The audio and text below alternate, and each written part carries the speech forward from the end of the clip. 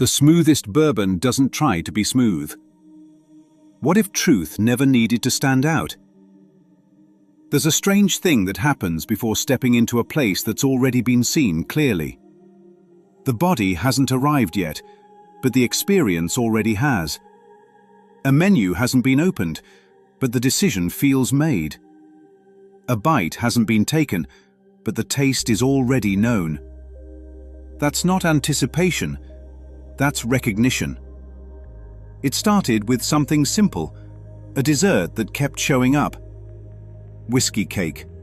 Not once, not twice, but everywhere.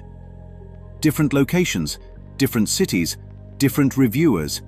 Same signal. And slowly, something begins to shift. It's no longer about trying the restaurant.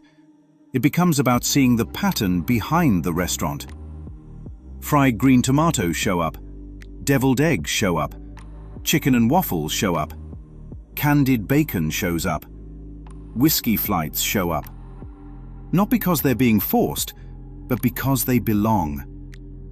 Now here's where it turns. Because the same thing happens with bourbon. Cheap bourbon tries to convince.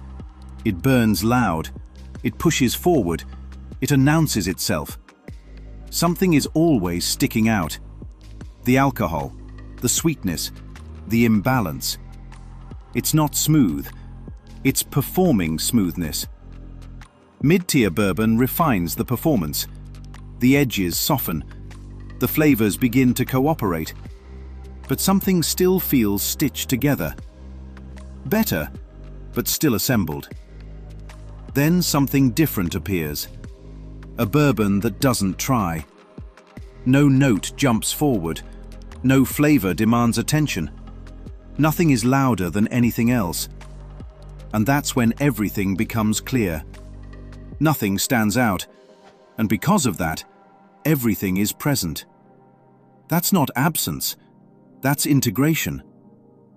Now bring it back. An old boot sits in the dirt.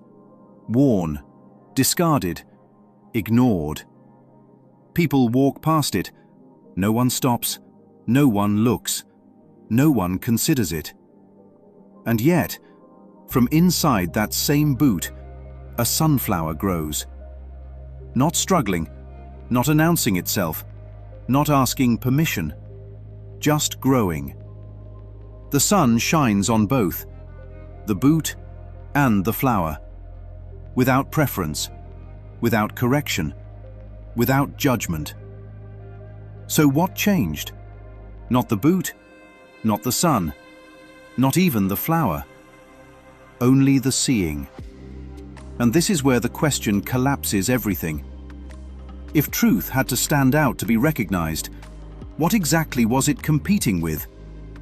Because standing out implies contrast. Contrast implies opposition.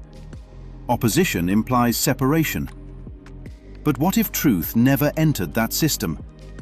What if truth is like the smoothest bourbon, not trying to be smooth, not hiding anything, not correcting itself, just fully integrated?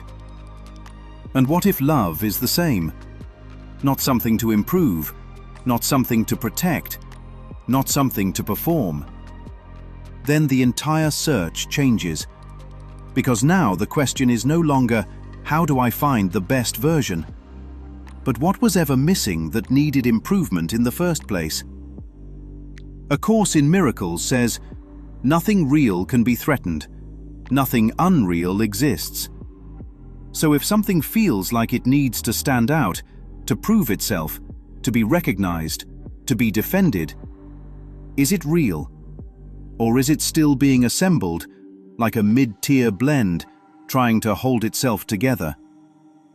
Because truth doesn't hold itself together. It never came apart. And when something has never come apart, it doesn't need to stand out. It simply is. Just like the sunflower.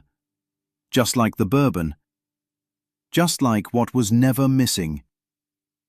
So before stepping into the restaurant, before taking the first sip, before choosing anything at all, the real question was never about the experience.